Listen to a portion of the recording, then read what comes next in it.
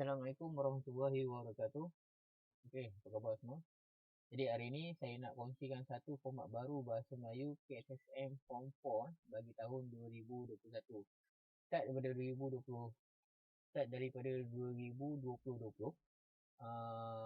untuk peperiksaan bahasa Melayu dia dah ada format baru. Jadi saya sharekan satu video untuk awak lihat format baru untuk kertas 1 bahagian A sahaja. Nanti next video saya akan sharekan yang bahagian B pula. Okey. So tolong faham dan lihat video ni. Kemudian tugasan awak ialah saya nak awak salin semula format-format yang ada kat situ. Daripada 1 hingga 8 tak silap saya. Awak salin semula. Kemudian awak tunjukkan picture awak. Awak tangkap gambar kerja awak tu. Hantar ke dalam tele lah, hantar ke saya, letak dalam grup pun boleh. Untuk ni, siapa yang tak faham nanti boleh tanya dalam grup. Okay. So grup yang mana awak selesa lah, tak kisahlah, kita pun ada 2 grup kan. Okay. Alright, tengok.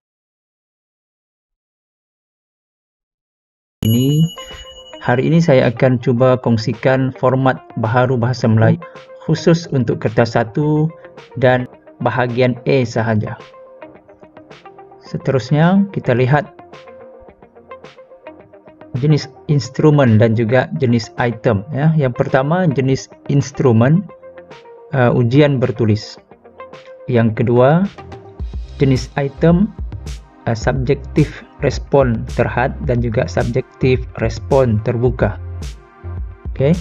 Seterusnya bilangan soalan.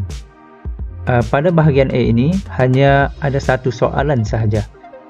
Kombinasi kepelbagaian bahan rangsangan, jawab 1 soalan. Diperuntukkan 150 hingga 200 patah perkataan sahaja. Okey. Seterusnya yang keempat, jumlah markah. Bahagian A ini 30 markah sahaja. Kontennya kemahiran menulis, mengaplikasi, menganalisis, menilai, mencipta. Pengetahuan sistem bahasa, nilai. Seterusnya yang keenam, tempoh ujian. 30 minit sahaja diperuntukkan masanya. Dan cakupan konteks mencakupi semua standard kandungan dan standard yang terdapat dalam dokumen standard kurikulum dan pentaksiran di SKP. Yang ke-8, aras kesukaran. Seperti biasa aras kesukarannya 5-3-2, iaitu 5 untuk rendah, 3 untuk sederhana dan 2 untuk tinggi. Kaedah penskoran holistik. Holistik.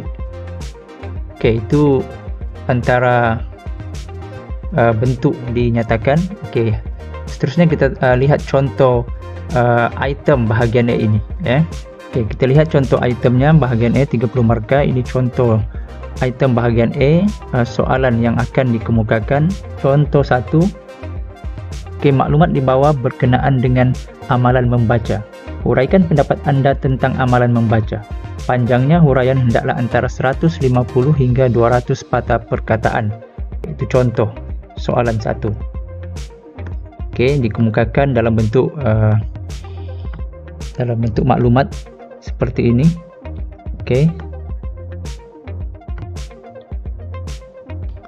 Dan berbentuk gambar. Dan pelajar dikehendaki untuk memberi pendapat. Temanya telah diberi, iaitu amalan membaca. Temanya amalan membaca. Dan pelajar perlu huraikan bahan yang dikemukakan ini. Ini contoh yang pertama. Kita lihat pula contoh yang kedua. Ini contoh yang kedua. Gambar dan maklumat di bawah menunjukkan masalah kutipan sampah yang dihadapi oleh penduduk di kawasan tempat tinggal anda. Tulis sepucuk surat kepada pihak berkuasa tempatan untuk mengadukan masalah yang dihadapi oleh penduduk di kawasan tempat tinggal anda tentang masalah sampah sarap yang sering tidak dikutip dan cadangkan tindakan yang perlu diambil. Panjangnya surat anda hendaklah antara 150 hingga 200 patah perkataan. Oke, ini contoh item 2 contoh meminta untuk menghasilkan surat berdasarkan maklumat yang ada ini. Oke, maklumat yang disediakan ini. Yang ketiga, kita lihat contoh yang ketiga. Iklan-iklan di bawah menunjukkan sebahagian daripada iklan kerja kosong. Berdasarkan iklan-iklan yang diberikan, sediakan resume diri anda yang lengkap bagi permohonan satu pekerjaan yang anda minati. Panjangnya resume anda hendaklah antara 150 hingga 200 patah perkataan. Oke, jadi anda dikehendaki ataupun pelajar dikehendaki untuk menghasilkan resume. Oke, dan maklumat telah diberikan di bawah ini dalam bentuk gambar ataupun infografik. Oke, ini contoh soalan ataupun item yang ketiga. Kita teruskan kepada contoh yang keempat, ialah baca kedua-dua email di bawah dengan teliti. Anda dikehendaki menjawab satu daripada email di bawah. Tulis email anda itu selengkapnya.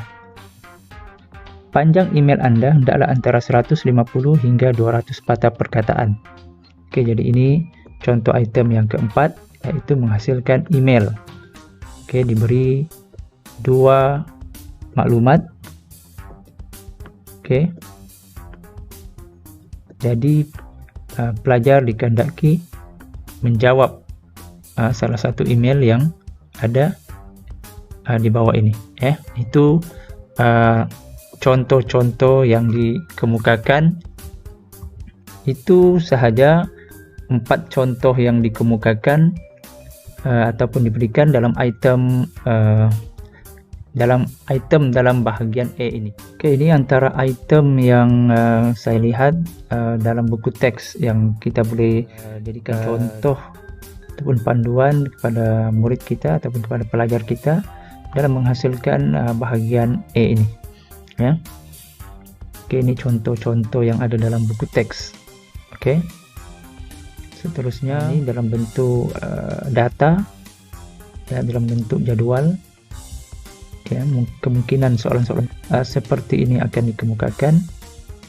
Contoh yang seterusnya, ini semua ada dalam buku teks, ya. Kemungkinan dalam bentuk soalan begini, dalam bentuk carta. Oke, dalam bentuk jadwal dan seterusnya. Bentuk-bentuk yang seperti ini. Dan ini juga dalam bentuk resume, ya. Ada contoh dalam buku teks untuk pelajar menghasilkan resume, ya. Sekian saja perkongsian saya pada kali ini. Sekiranya ada kelemahan, saya memohon kemaafan, dan sekiranya ada komen apa-apa boleh komen di bawah, dan cadangan untuk penambahbaikan penghasilan video ini. Itu saja, sekian, terima kasih.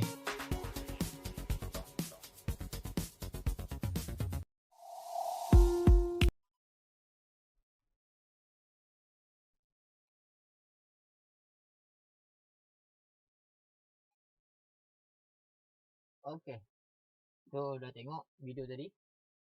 Jadi kalau apa yang tak faham tu boleh tanya, WhatsApp dia ataupun dalam Telegram pun boleh. Okey, siapkan.